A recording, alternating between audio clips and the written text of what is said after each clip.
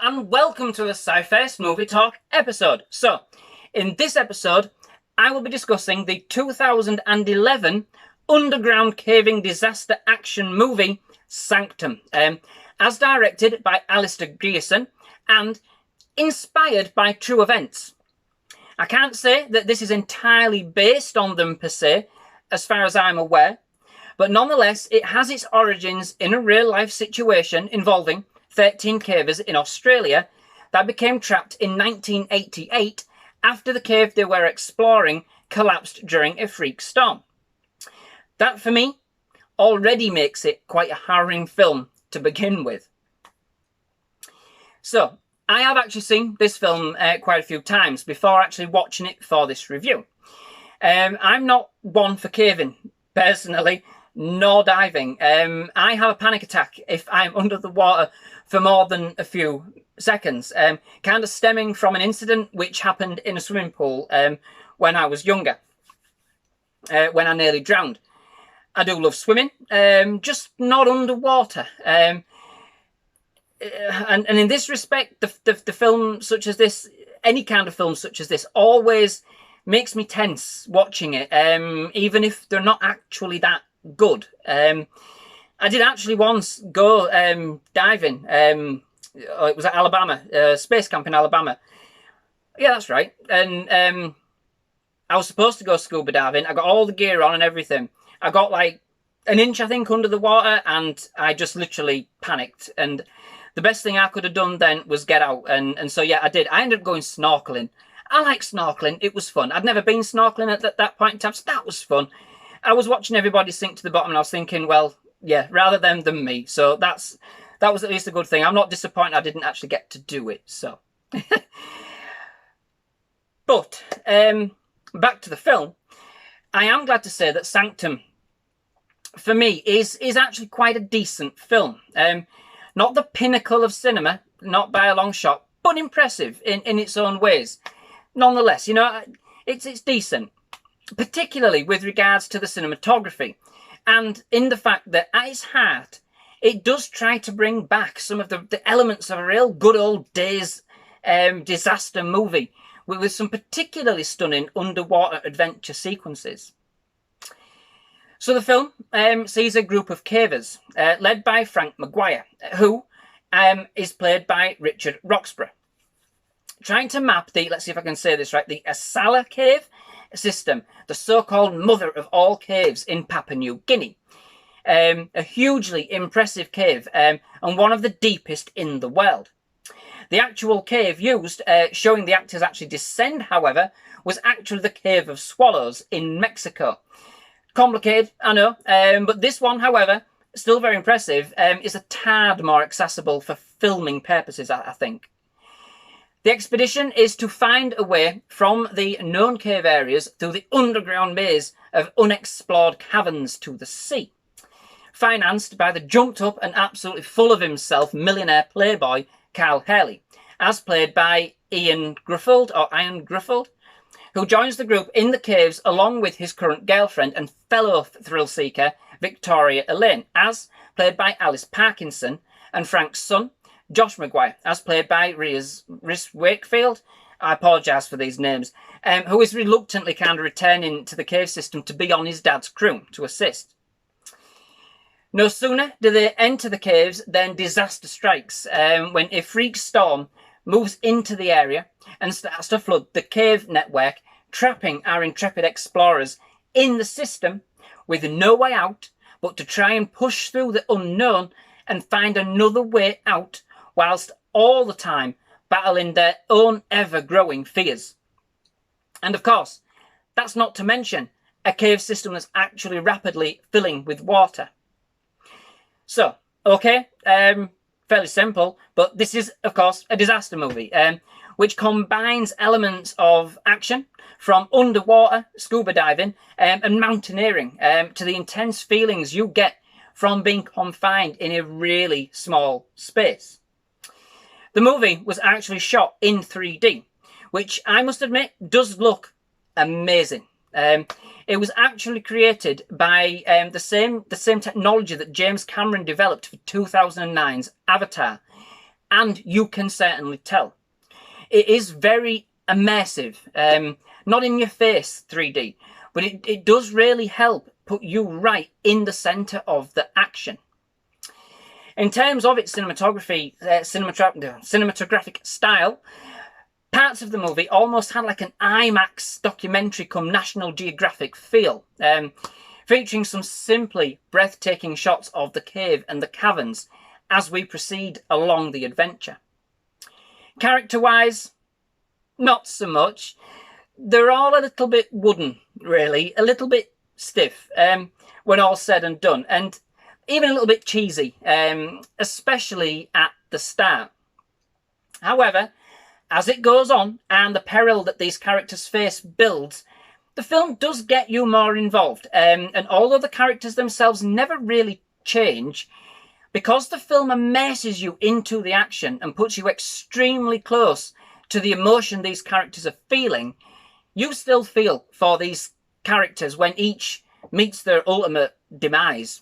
Admittedly, some more than others. It does actually get quite tense at times, and there are a few kind of gruesome, cringy moments. Certainly, rather them than me, like I've said. I have a panic attack when I go underwater for more than a few seconds, and squeezing through all of those tight spaces, goodness knows how far underground, I don't know, it is not something I will be doing anytime soon.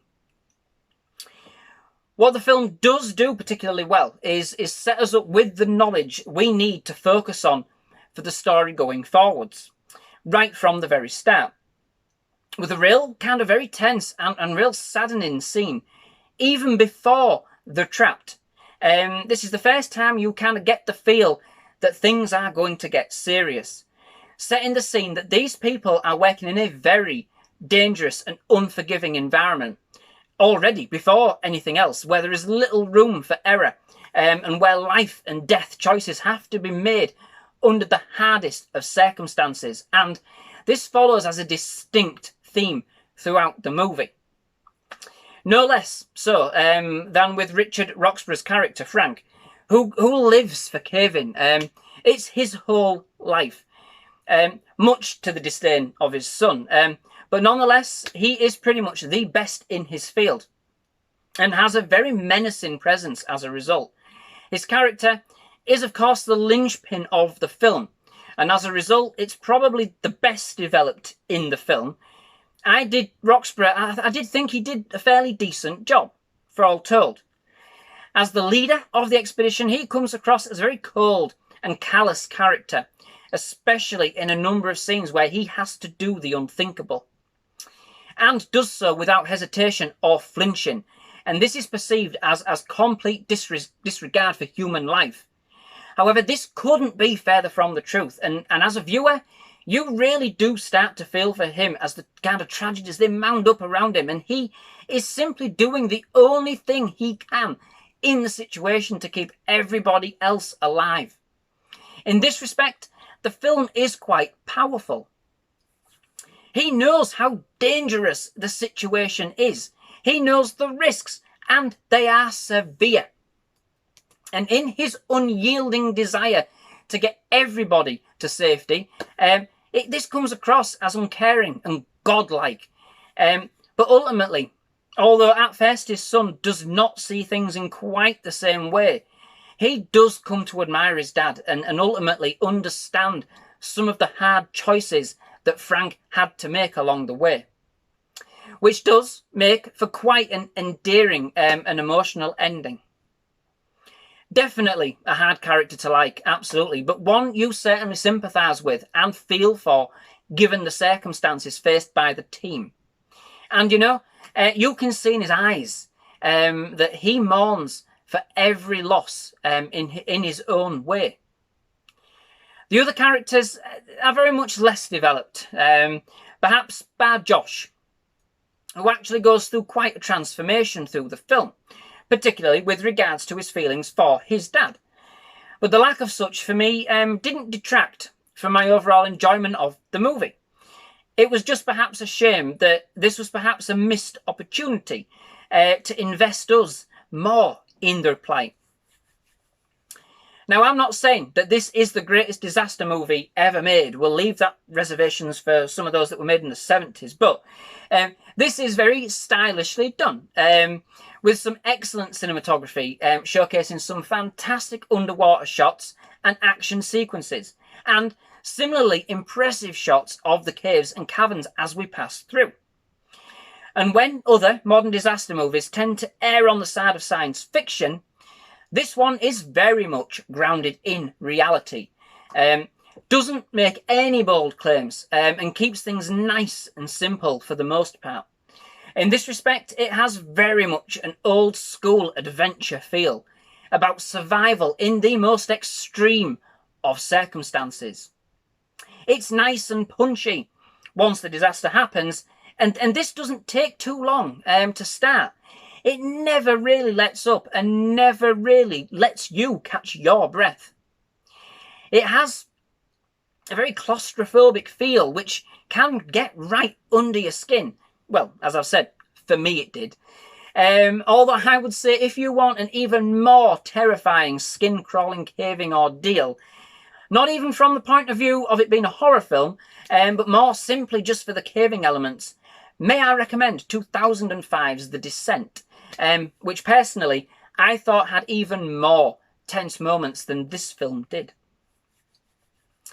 However, overall, if you are into your disaster-based movies, you are probably going to enjoy this. It doesn't bring anything new to the table, but it is quite a visual treat at the very least. And the cave-in angle allows for some very tense moments to be formed. Be warned, if you don't like confined spaces. Also, it does contain some very upsetting scenes. But in that, although it is inspired on a true story, it's not based on one. I believe that with regards to the incident on which the film is actually taken, the people actually survived, which does allow you to enjoy the movie for what it is, without that sense of anxiousness and perhaps guilt, in terms of enjoyment, knowing that people actually suffered. Okay, so the acting's a bit wooden, the characters are a bit lacking, but nonetheless, I just couldn't take my eyes off it. A bit of old school disaster fun, with a contemporary feel. So, that brings me to the end of this episode. Thank you very much for watching. I do hope you've enjoyed it. If you have, please leave a like. Please do hit that subscribe button for more movie reviews, more trailer reactions, and more other movie-related content. Most of all, though, we have loved having you at SciFirst MovieTalk. Please do return, obviously, for all that lovely content. But yes, thank you very much for watching. Goodbye.